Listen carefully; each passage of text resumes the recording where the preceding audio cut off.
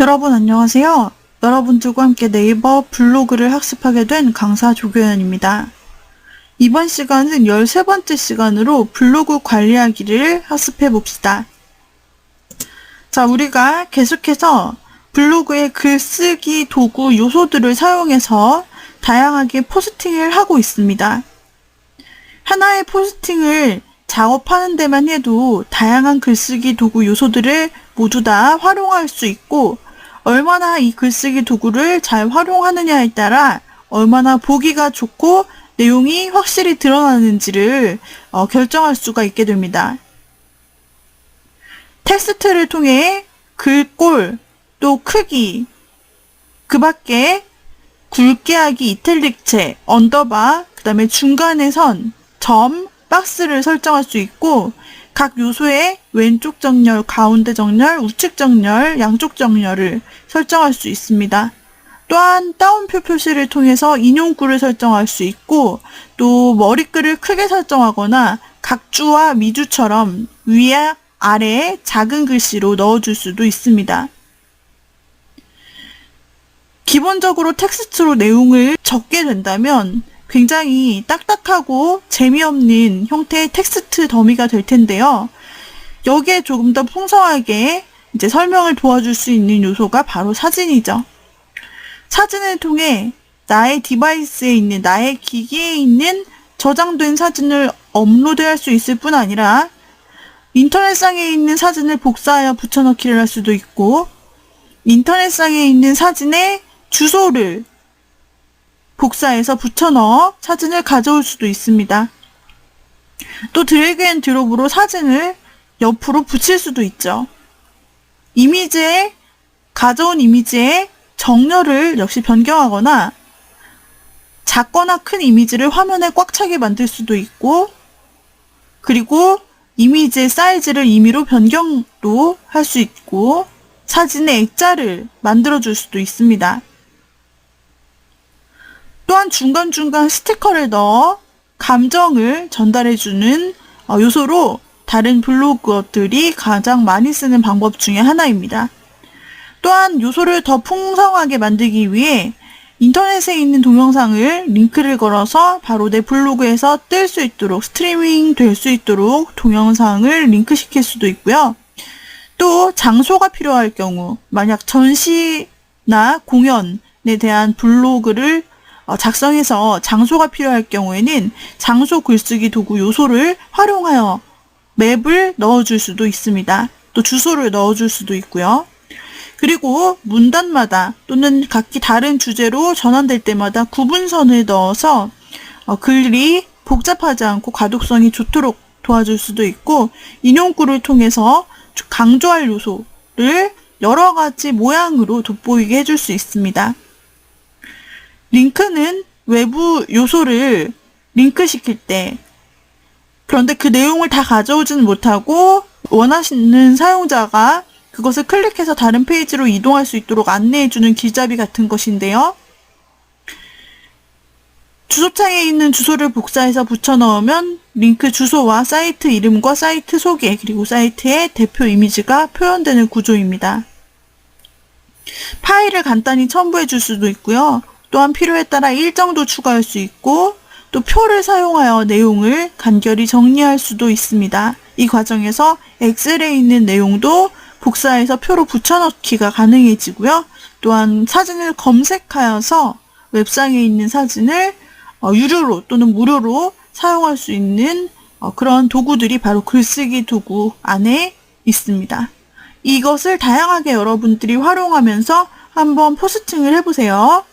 하나하나 다 보여드리지는 못하지만 제가 하나의 포스트를 완성해 나가는 과정을 통해서 여러분들이 충분히 짐작하고 또 적용하실 수 있을 것입니다.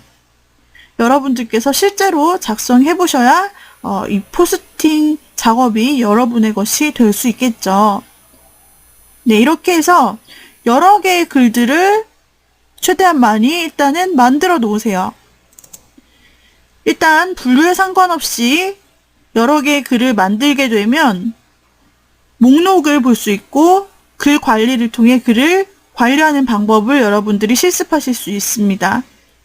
또한 카테고리를 통해서 이제까지 하나밖에 없던 게시판을 여러 개로 분류하면서 각 분류에 맞게 글을 배치시키고 그 다음에 분류별로 글을 나누어 내 블로그를 체계적으로 이제 관리하는 방법들을 익혀 나가실 수 있겠습니다.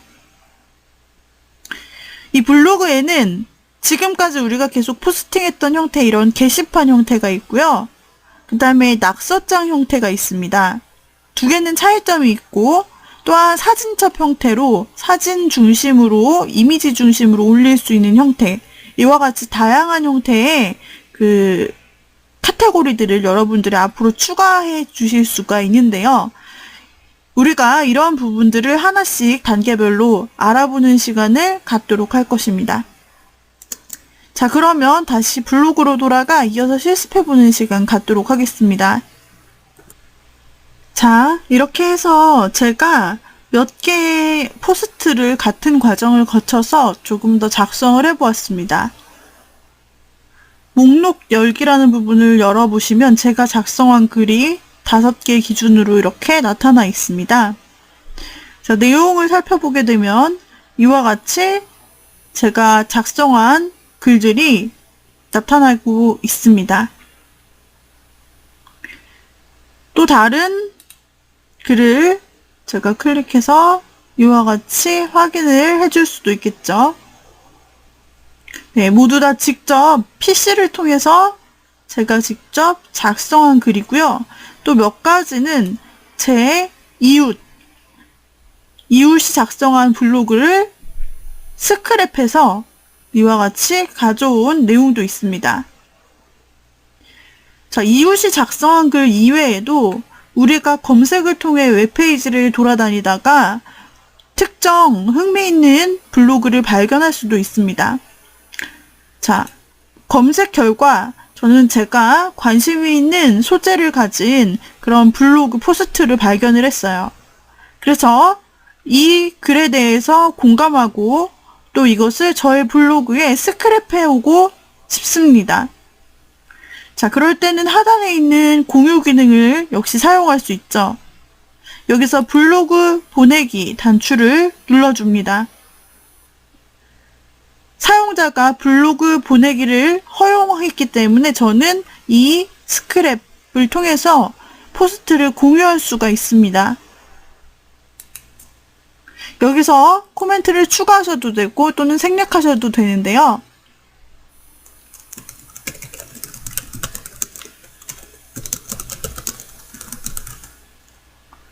그리고 여기다가 또한 태그를 입력하셔도 됩니다.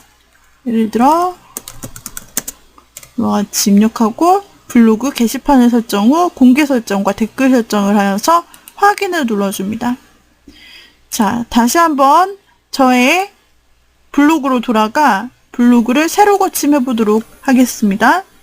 자, 그러면은 최신 제가 스크랩해온 그 다른 사람의 블로그 게시물이 나타나고 있겠죠. 목록 열기를 통해서 보면 최신 글이 위로 가는데요. 이렇게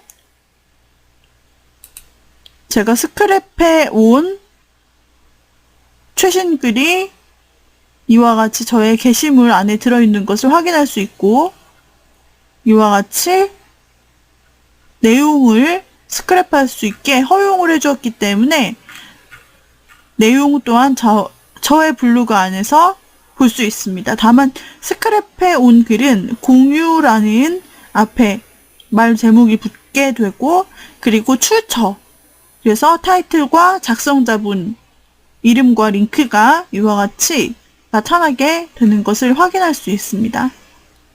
이런 방식으로 제가 직접 포스팅한 것이든 다른 사람의 것에서 스크랩을 한 것이든 이렇게 저에게는 지금 현재 7개의 게시글이 생겼습니다.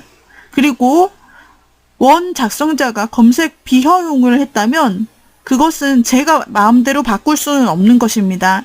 그래서 이 게시판의 글들을 보면 타이틀 옆에 검색 비허용이라고 뜨는 목록들이 있죠. 이것은 거의 이제 공유해서 외부에서 가져온 컨텐츠들이죠. 원작자가 검색이 되지 않도록 해놓았기 때문에 이와 같이 나타납니다. 나중에 외부에서 저의 블로그에 방문해 해당 글들을 클릭하여 보게 되면 조회수가 올라가게 되고요. 그 다음에 이 목록에서 5줄 보기로 되어 있는데 10줄 보기로 바꾸면 10줄까지도 한눈에 리스트돼서 보여집니다. 그리고 저는 이 블로그의 관리자이기 때문에 글을 관리할 수 있습니다. 잘못된 글은 삭제할 수 있다는 얘기죠. 그렇게 하려면 글 목록에서 글 관리 열기를 클릭해주면 앞에 체크박스가 나타납니다. 선택해서 이것을 삭제할 수도 있고 다른 게시판으로 이동할 수도 있고 태그를 달거나 설정을 변경할 수 있습니다. 설정 변경 단추를 눌러주게 될 경우에는 팝업이 나타나게 되면서 공개 설정, 댓글, 공감, 블로그 카페 보내기, 외부 보내기, 검색 허용 등을 선택하여서 만약에 내가 전체에 공개를 했지만 서로 이웃으로 바꾸고 싶어요. 한두 개가 아니라 여러 개의 글을 바꾸고 싶다 할 때 이렇게 관리자 모드를 통해서 변경을 일일이 일괄적으로 해주시게 되면 훨씬 더 편리하게 포스팅을 관리할 수 있겠죠. 이런 식으로 여러 개의 글들을 동시에 관리할 때 글 관리를 열고 또 취소하고자 한다면 글 관리 닫기를 눌러주시면 다시 보기 모드로 돌아갑니다. 하지만 외부인이나 나의 이웃이라 할지라도 글 관리 열기는 절대 볼 수가 없죠. 이것은 본인의 블로그에서만 볼 수 있는 관리 기능이기 때문입니다. 자, 이렇게 해서 저는 최신 글들을 계속해서 포스팅하여서 업데이트하고 있습니다. 총 20개의 글을 분류별로 제가 한번 작성을 해보았어요. 제가 흥미가 있는 예능이나 드라마, 연예인 정보부터 해서 이제 디자인의 전공 요소인 이론 부분까지 해가지고 제가 이와 같이 다양한 요소들을 포스팅하였습니다. 이와 같이 다양한 글들이 점점 쌓여갈 텐데 이제 여러분들은 하나의 필요성을 자연스럽게 느끼실 수 있을 텐데요.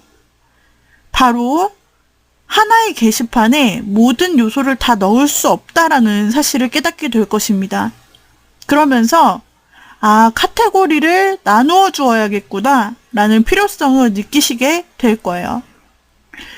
지금 저는 그 모든 글 리스트를 살펴보면 디자인 요소, 디자인과 또 미술에 대한 이론들, 게다가 예능이나 영화 같은 것들이 전부 하나의 정보 게시판이라는 요소에 들어있는데요.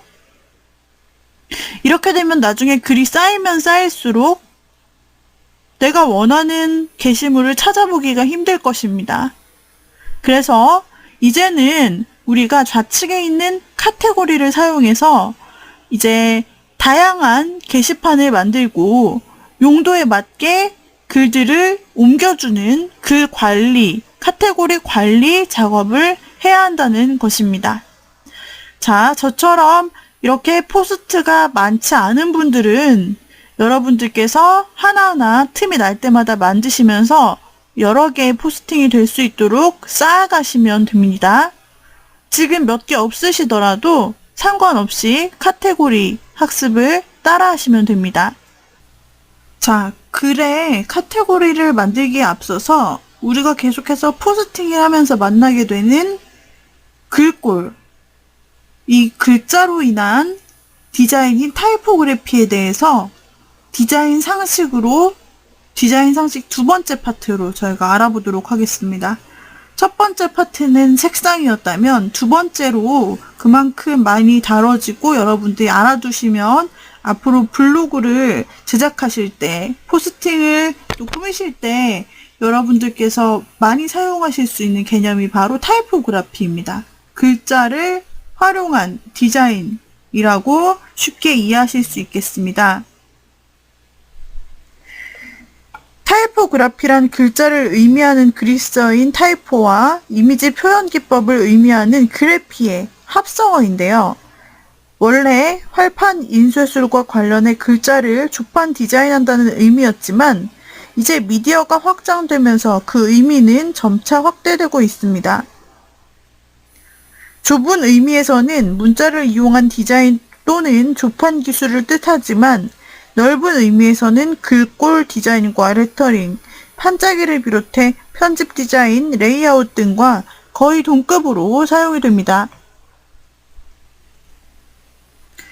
타이포그래피에는 비슷하거나 모호한 용어가 많아서 예사로 혼용하기도 합니다.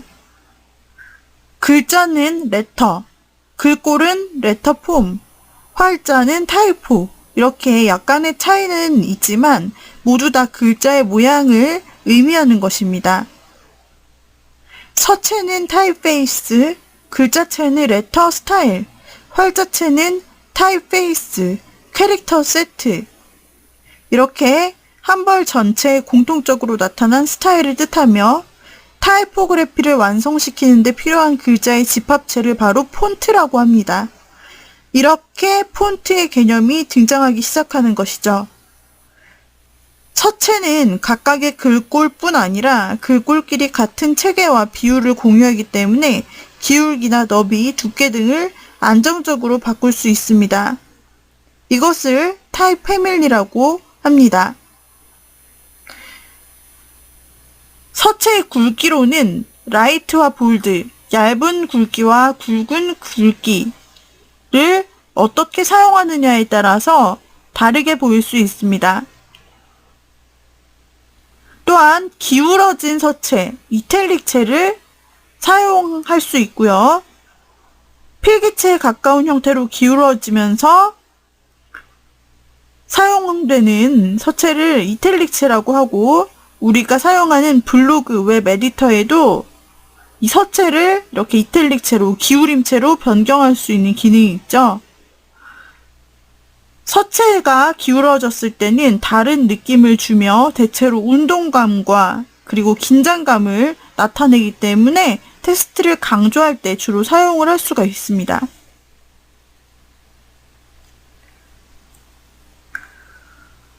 또한 여러분들이 이 글자 상식에서 가장 잘 알고 계셔야 할 것 바로 명조체와 고딕체입니다. 여기 교환에 나타난 두 가지 바로 명조체와 고딕체 이 개념이 아주 중요한데요. 현재 사용되는 서체들은 사실 매우 다양하고 생김새도 비슷하기 때문에 별도로 분류하기는 쉽지 않습니다.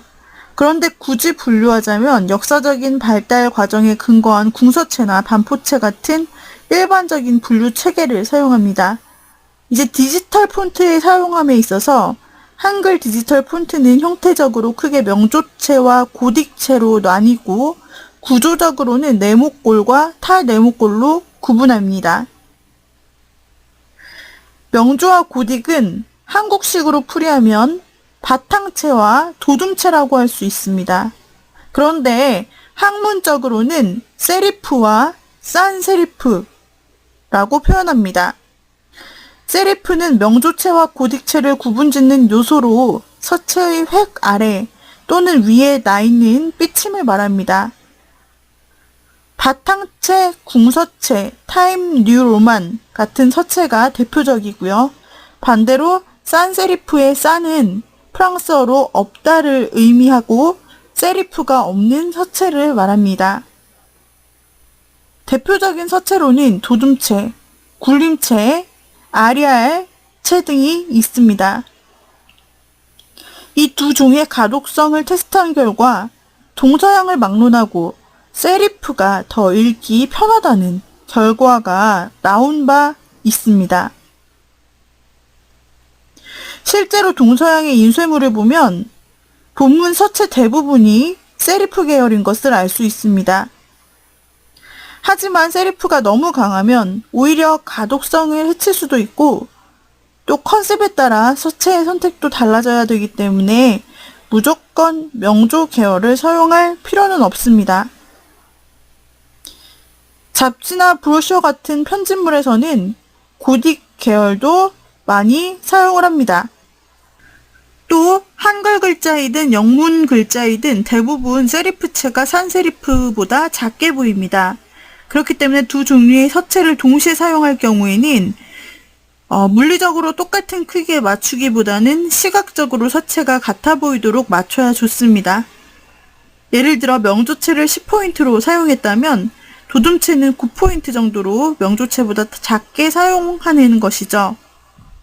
또한 명조체와 고딕체는 회색도에서도 차이가 나기 때문에 크기뿐 아니라 자간도 적절히 조절해서 독자들이 편안하게 글을 읽을 수 있도록 해주는 것이 좋습니다. 자, 이렇게 해서 저희가 디자인 상식 타이포그래피 일부를 살펴보았고요. 다음 시간에 이어서 저희가 더욱 살펴보고 또 실습해보는 시간 갖도록 하겠습니다. 오늘의 강의는 이상으로 마치도록 하죠. 여러분 수고하셨습니다.